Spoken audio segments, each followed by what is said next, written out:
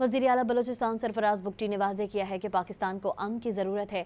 बलूचिस्तान हुकूमत मुज़ाकरात के कायल है, लेकिन बेगुनाह मज़लूमों का नाहक कत्ल बर्दाश्त नहीं। बलूचिस्तान में जो आपको एक ख़ास किस्म की पिक्चर पेंट की जाती है लॉ एंड ऑर्डर की सूरत हाल में, वो ऐसी ब्लीक भी नहीं है कि सूरत हाल इतनी ख़राब भी नहीं है, लेकिन यकीनन वहाँ पर मसाइल हैं और वहाँ की अपनी डायनामिक्स हैं और अपनी फ्रैजाइलिटीज़ हैं। उसकी वजह से लॉ एंड ऑर्डर की सिचुएशन में आपको कभी कभार एक राइज़ नज़र आती है। जो वो लोग हैं जो कौम परस्ती के नाम पर मासूम लोगों को वरगला कर वायलेंस की तरफ लेके जा रहे हैं, तशद्दुद की तरफ लेके जा रहे हैं।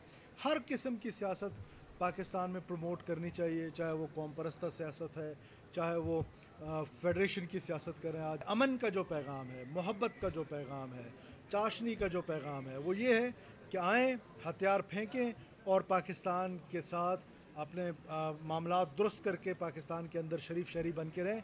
हुकूमत बलूचिस्तान और रियासत पाकिस्तान ने अपने दरवाज़े डायलॉग के लिए कभी बंद नहीं किए।